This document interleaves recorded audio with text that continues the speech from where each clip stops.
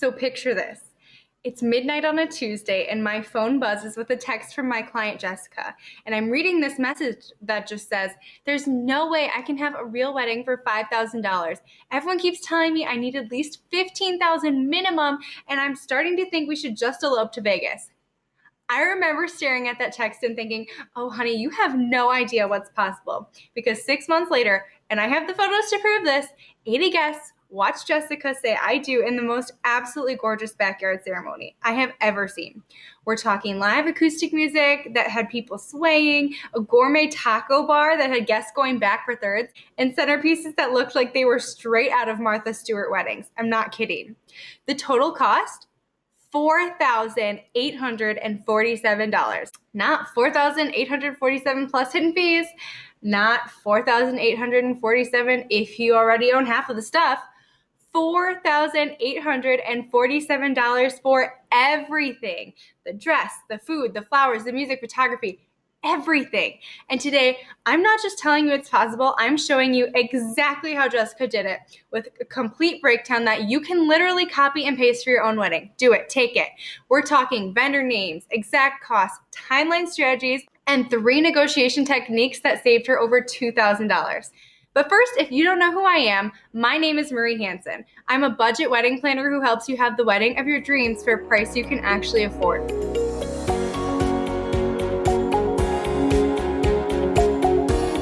I've been planning weddings for over 6 years. I've planned $200,000 weddings and $3,000 weddings.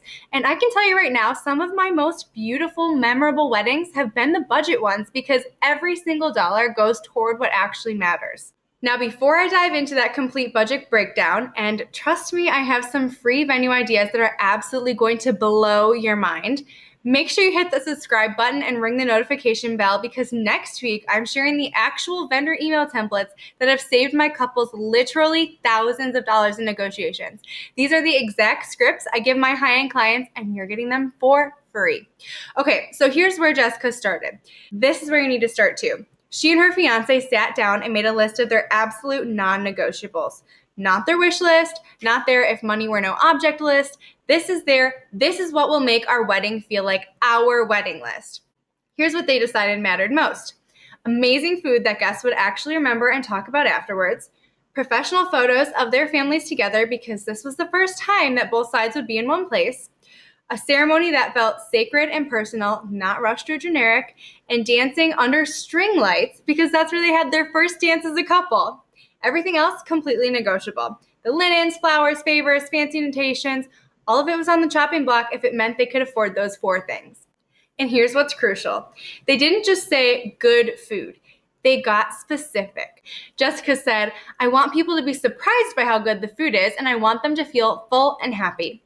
That specifically is what led us to the taco truck solution instead of trying to DIY a buffet that would have been twice as much work and half as good. Your homework right now, and I'm serious about this, pause this video or podcast, however you're listening, and write down your top 3 to 4 non-negotiables before you spend a single dollar.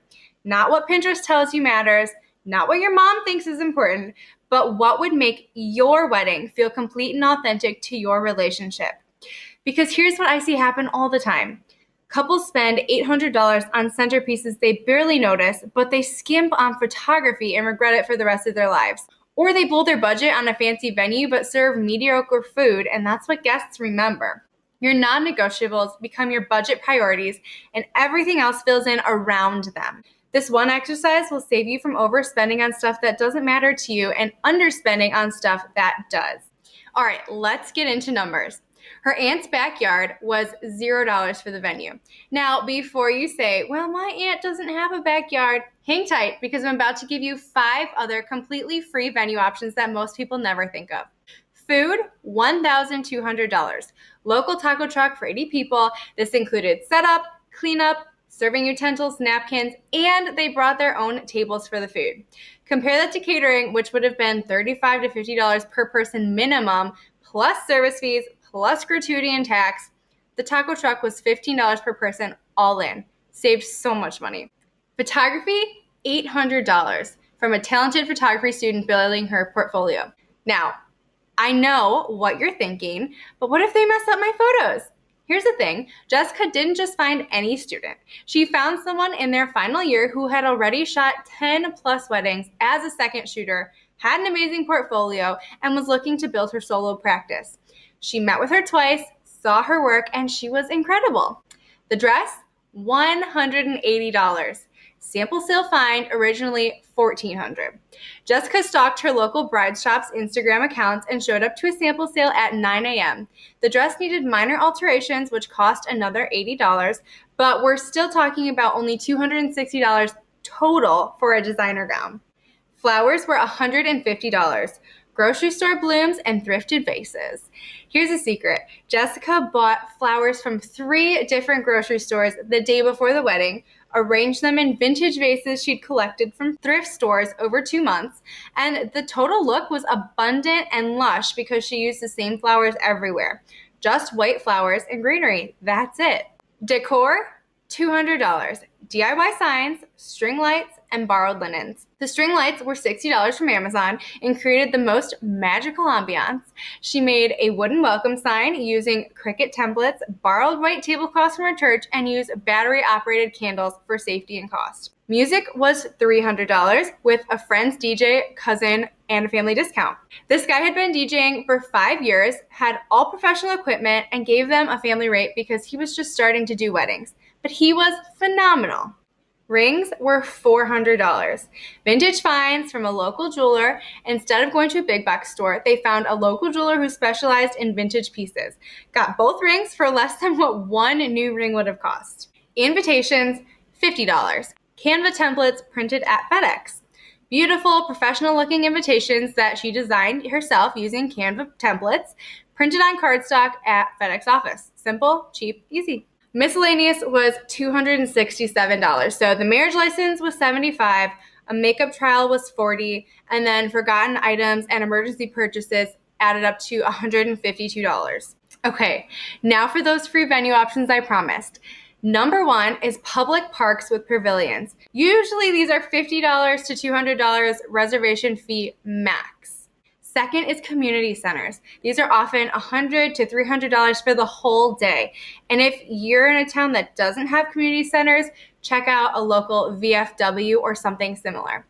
Third would be church fellowship halls. Even if you're not a member, many still rent them out. Fourth, university event spaces. If you or someone you know is an alum, although some universities still rent out their spaces to non-alums. And 5, private restaurant rooms in exchange for a guaranteed food minimum. This one usually only works if you have a smaller group because a lot of restaurants have a capacity limit, but you'll get the room for free. Okay, now let's talk about the strategies that made this all possible because it's not just about spending less, it's about spending smarter. Strategy number 1. Be strategic about timing. Jessica chose a Friday in October instead of a Saturday in peak season. That single decision saved her $400 on the taco truck alone because they gave her their weekday rate. It also meant the photographer had more availability and was willing to work within her budget. Friday weddings are having a moment right now. They're actually kind of popular.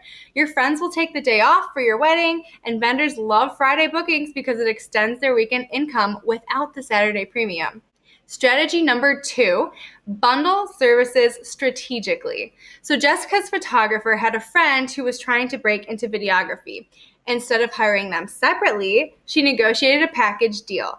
$800 for photography plus $200 for basic videography. That $200 got her ceremony footage and reception highlights that would have cost more than $800 from a dedicated videographer. Strategy 3, borrow everything you can. But here's the key. Be specific about what you're borrowing and from whom. Jessica borrowed her sister's veil, which saved about $150. She borrowed her mom's pearl jewelry, saving about $200, and her neighbor's white tablecloths, saving about $120. She made a spreadsheet of what she was borrowing and from whom, and when she needed to return it. Strategy number 4, ask for help, but be strategic about it. Instead of saying, "Can you help with my wedding?" which puts people on the spot and is way too vague, Jessica got specific. She asked her cousin, who's an amazing baker, "Would you be willing to make our wedding cake as your wedding gift to us? We're thinking something simple but beautiful, probably 2 layers. That approach works great because it's specific, it positions it as a gift so they don't feel taken advantage of, and it gives them an out if they can't do it. Let me tell you about another one of our clients, Maria, who used this same approach. She saved $600 just by asking her florist friend to arrange grocery store flowers instead of buying expensive arrangements from a flower shop. Her friend loved getting to be creative without the pressure of sourcing expensive flowers, and Maria got professional-looking arrangements for the cost of grocery store blooms. Strategy number 5, focus on experience over aesthetics. Here's what I've learned from planning over 200 weddings. People remember how they felt at your wedding more than how it looked. Jessica's wedding felt abundant because there was great food, good music, comfortable seating. It felt personal because she incorporated family traditions and inside jokes. It felt joyful because she wasn't stressed about money. The most expensive weddings I've planned aren't necessarily the most memorable ones. The most memorable ones are the ones where every detail feels intentional and authentic to the couple. Now let's be real about what this kind of wedding requires, because I don't want to sugarcoat this. Time investment. Jessica spent about 10 hours a week for 4 months planning.